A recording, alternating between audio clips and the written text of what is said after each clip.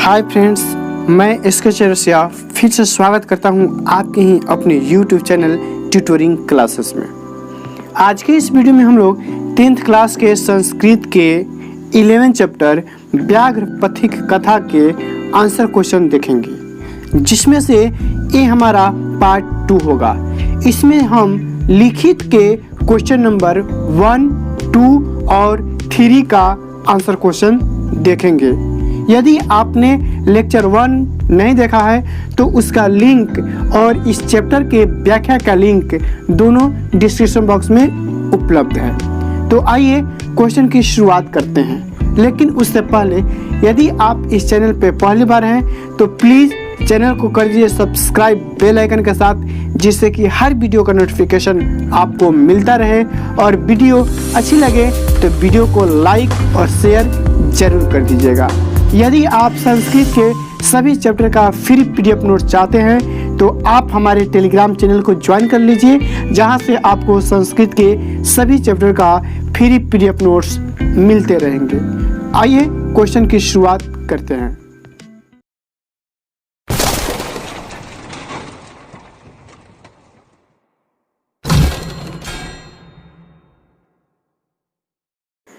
लिखित का पहला प्रश्न है, अधोलिखितानां प्रश्नानां एक पदेन उत्तरम वदत। यानी हमें एक शब्द में आंसर देना है, जिसमें से क प्रश्न है, वृद्ध व्याघ्रः कुत्र ब्रूते। बूढ़ा बाघ कहाँ बोल रहा था? उत्तर होगा सरस तीरे, यानी कि वह सरोवर के किनारे बोल रहा था। ख प्रश्न है, कः लोभाकृष्टः अभवत्। कौन लोभ से ग्रसित हो गया?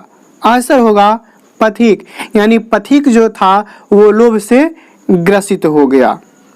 ग प्रश्न है, कह सुवर्ण कंकणम दातुम इच्छति अस्म।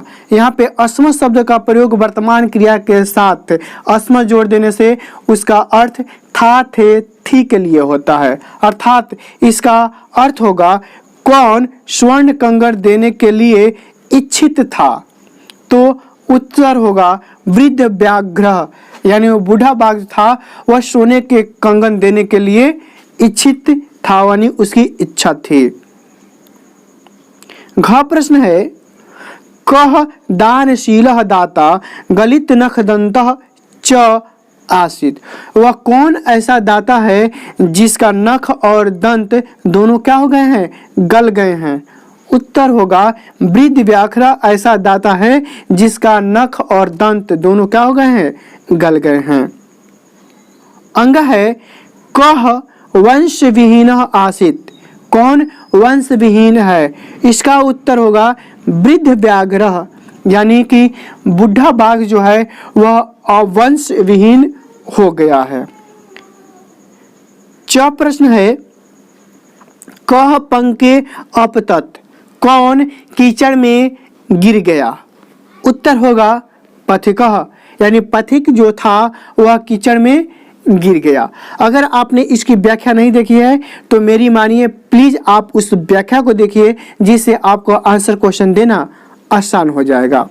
आइए क्वेश्चन नंबर 2 की शुरुआत करते हैं। क्वेश्चन नंबर 2 है, अधोलिखितानां प्रश्नानां पूर्ण वाक्येन उत्तरम वदत।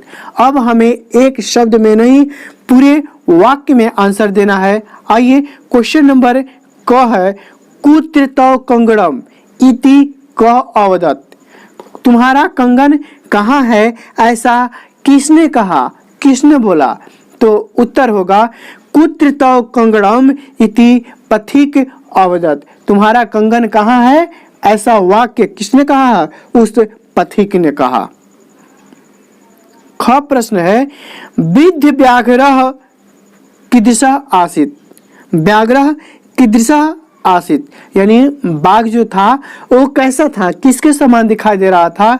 तो उसका उत्तर होगा व्याघ्रः गलित नख दंतो आसीत्। बाघ ऐसा था जिसके नख और दंत दोनों क्या हो गए हैं?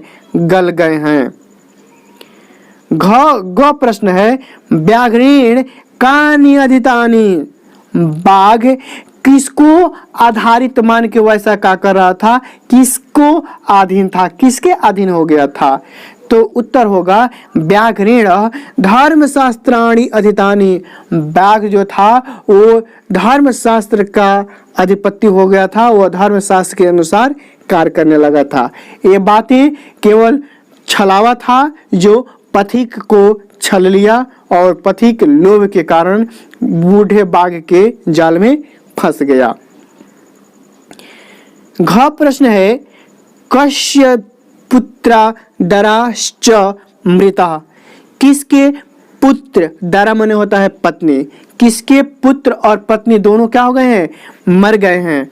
तो आंसर होगा व्याघ्रस्य। षष्ठी विभक्ति का के प्रयोग में षष्ठी विभक्ति का प्रयोग होता है, जिसमें से बालकस्य बालकयो बालका नाम।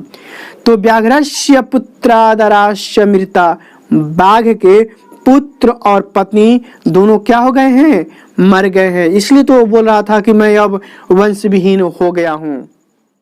अंग प्रश्न है कह महापंके निमग्न पालयतु अच्छतम। मतलब कौन महापंक में गिर गने से उसमें पलायन होने में असक्षम था, वहां से निकलना उसके बस की बात नहीं थी। तो उत्तर होगा पथिकः महापंके निमग्न पलायतु अच्छम। माने जो पथिक था वो कीचड़ में क्या हो गया था, निमग्न फंस गया था और वहां से बाहर निकलने में क्या हो गया था, असफल हो गया था। आइए क्वेश्चन नंबर 3 की शुरुआत करते हैं। क्वेश्चन नंबर 3 संधि विच्छेद से आंसर है। अगर आपने मंगलम का पार्ट 2 नहीं देखा है तो प्लेलिस्ट में 10th संस्कृत सॉल्यूशन का एक प्लेलिस्ट बना होगा, जहां से मंगलम का पार्ट 2 देख लीजिए। उसमें से अति महत्वपूर्ण संधि तथा प्रत्यय के बारे में हमने बताया है, जिसका जिक्र यहाँ भी होगा। आइए देखते हैं। पहला प्रश्न है, पहला शब्द है सरस तीरे। तो इसका संधि विच्छेद होगा सरह धन तीरे। आखिर क्या माजरा है, यह कैसे हो गया है सरह धन तीरे। तो ये हमारा विसर्ग संधि है। विसर्ग संधि में एक नियम है कि तलाबी स, षटकोण वाला स और दंत स में कब और क्यों बदलता है। तो यदि विसर्ग के बाद यदि च और छ रहे तो तालव्य स में बदलता है। यदि विसर्ग के बाद षटकोण वाला स रहे तो ट ठ हो तो षटकोण वाला स में बदलता है। यदि विसर्ग के बाद त और थ रहता है तो यह दंत स में बदलता है। आखिर कैसे, देखिए यहाँ पे सरह धन तीरे यानी विसर्ग का बाद यहाँ पे क्या आया है, तो आया है। तो आता है तो देखिए यहाँ पे दंत स में बदलता है, इसलिए ये दोनों मिल के सरह धन तीरे शब्द बनाया सरस तीरे। आइए कुछ और एग्जाम्पल देखते हैं। जैसे निह धन चय, विसर्ग के बाद च है तो च और छ आता है तो वो ताला विषय में बदलता है। तो देखिए तो इसको ऐसे भी लिख सकते हैं नी आधा श च और य, तो शब्द बनेगा निश्चय। निह धन चल, च ताला विषय में बदलता है इसलिए निश्चल। निह धन तेज, तो आता है तो दंत श वाला ए वाला श में बदलता है। यहाँ पे हमने लिखा हुआ है कि यदि तो और थ आता है तो दंत श में बदलता है, तो इसलिए निह धन तेज तो क्या हो जाएगा निस्तेज। निह धन ठूर, ट और ठ आला आता है तो षटकोण वाला श में बदल देता है। निह धन ठूर तो बनेगा निष्ठुर। आशा करते हैं ये आपको विसर्ग में एक नियम है, ये वाला नियम आप समझ गए होंगे। अगला शब्द है पंथो अवदत्त। तो इसका संधि विच्छेद हुआ है पंथः धन अवदत्त। ये जो एस वाला दिखाई दे रहा है इसको अ का उच्चारण करते हैं। तो ये भी विसर्ग संधि का एक नियम है जो कहता है कि यदि विसर्ग के पहले अ हो तथा उसके बाद कोई घोष व्यंजन, तो घोष व्यंजन किसे कहते हैं, प्रत्येक वर्ग का तीसरा चौथा पांचवा और य र ल व ह को हम लोग घोष व्यंजन कहते हैं। अगर यह आता है तो संयुक्त विसर्ग होकर के ओ में बदल जाता है। तो जैसे देखिए यहाँ पे पंथ यानी विसर्ग के बाद थ अ आ रहा है, तो ए वाला अ जो है इसका है जो एस वाला दिखाई दे रहा है, और वह जो है घोष आया है, इसलिए संयुक्त होकर के ओ में बदल गया, तो शब्द बना पंथो अवदत्त। आइए कुछ और एग्जाम्पल से द्वारा हम आपको समझाते हैं। जैसे अधः धन गति, ध यानी विसर्ग है और ध अ आया है, और ग क ख ग तीसरा घोष है, इसलिए ध में उ का हो गया है संयुक्त होकर के, तो शब्द बना है अधोगति। अगला है तेजः धनमय, जह ज अ आया है, इसलिए प फ ब म चौथा वर्ण है, घोष है, तो शब्द बना तेजोमय। अगला शब्द है भाग्येन तत्संभवति। ये हमारा वृद्धि संधि है। हमने वृद्धि संधि, गुण संधि, यद संधि और यहाँ तक कि अयादि शब्द संधि का बहुत ही विस्तृत चर्चा मंगलम के पार्ट 2 में किया है। तो प्लीज आप उस व्याख्या को देखिए जिससे ये लेक्चर आपको और आसान हो जाए। तो देखिए ये हमारा वृद्धि संधि है।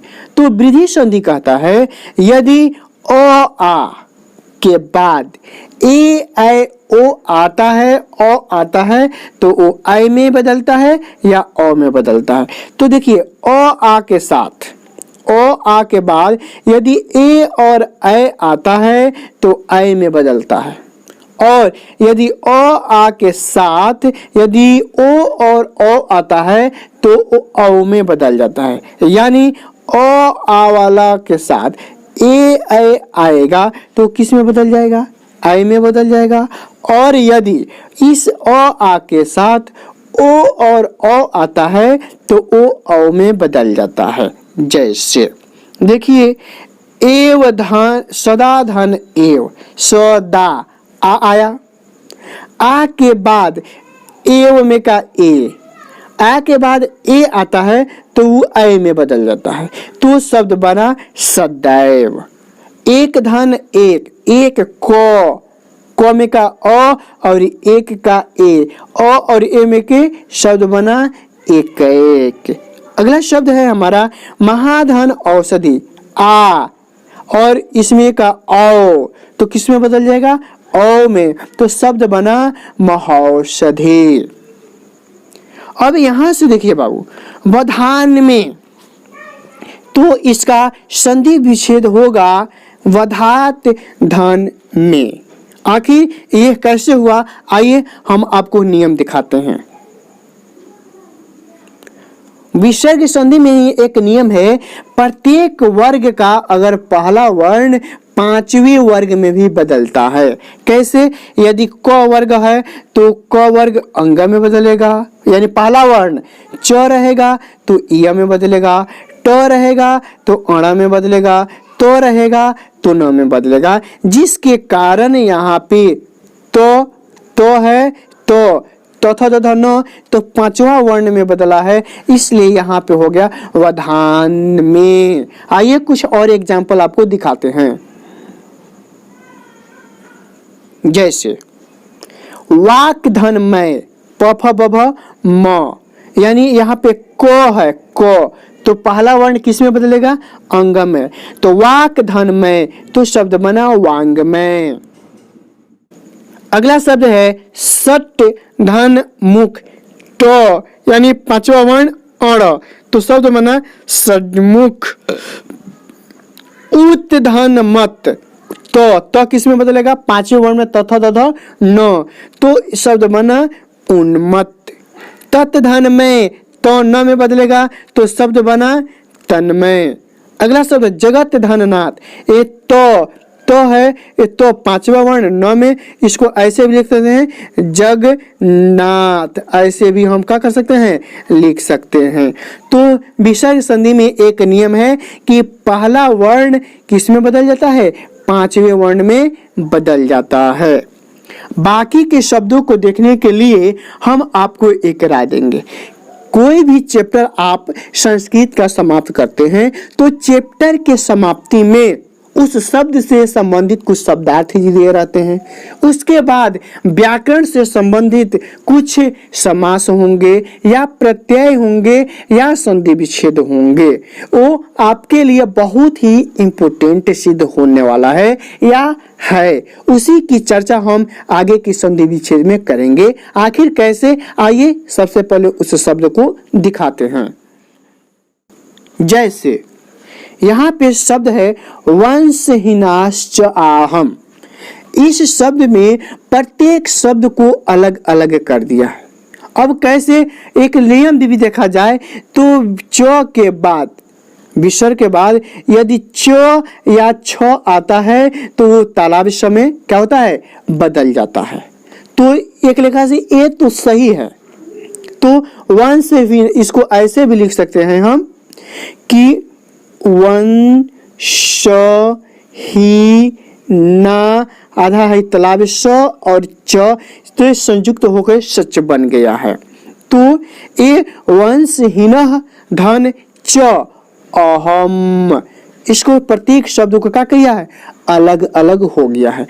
आइए आपके लिए वो शब्दार्थ कैसे हेल्पफुल होता है, आइए हम पाठ्य पुस्तक के समाप्ति के पेज पे आपको ले चलते हैं। जैसे देखिए यहाँ पे है वंशहीनाश्च, तो इसका संधि विच्छेद बनाया है वंशहीन धन च धन अहम। प्रत्येक शब्द को अलग अलग कर दिया है। ये भी आपके पाठ्य पुस्तक में संधि विच्छेद करने के लिए दिया है। तो इसके प्रत्येक शब्दों को अलग कर रहे हैं। केंचित धन धार्मिकेण धन अहम आदिष्ट, जो कि इस संयुक्त शब्द में दिया हुआ है।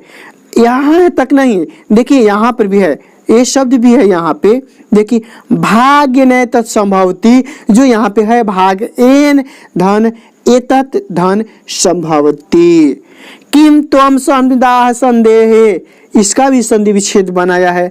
किम धन तू धन अस्मि धन आत्म संदेहे। ऐसे बहुत सारे हैं जो आपको यहाँ पे दिखाई दे रहे हैं। इसलिए कोई भी जब आप पाठ्य पुस्तक समाप्त कीजिए तो उसके शब्दार्थ और व्याकरण से संबंधित कुछ प्रत्यय या संधि विच्छेद दिए हैं, ना समझ में आए फिर भी आप उसको एक बार पढ़िए। बाकी के लिए तो हम आपके साथ हैं ही। आइए आगे के शब्दों को देखते हैं। अगला शब्द है धर्मशास्त्राणि अधितानि, यानी धर्म शास्त्र का आधिपतन करने वाला, उसका अनुसरण करने वाला। तो शब्द बना है धर्मशास्त्राणि अधितानि। ये भी आपके पाठ्य पुस्तक के व्याकरण से संबंधित में दिया हुआ है। इसको तो हमने अभी आपको दिखाया कि इसके प्रत्येक शब्दों को अलग अलग तोड़ के हमने क्या किया है, लिखा है। अगला शब्द है अतसत्ववामः उत्थापयामि। ये भी आपको उस व्याकरण से संबंधित पृष्ठ पे क्या हो जाएगा, दिखाई दे देगा। इसमें अतः त्वाम अहम उत्थापयामि, उत्थापयामि, ये म में जो उ का मात्रा दिया हुआ है वो यहाँ पे हमने उ को क्या कर दिया है, दिखा दिया है। आशा करते हैं ये आपके सभी शब्द आपको समझ में आ गए हों। तो इस वीडियो में हम लोग इतना ही क्वेश्चन को देखेंगे। फिर मिलते हैं बाबू अगली वीडियो में अगले क्वेश्चन के साथ। तब तक के लिए धन्यवाद।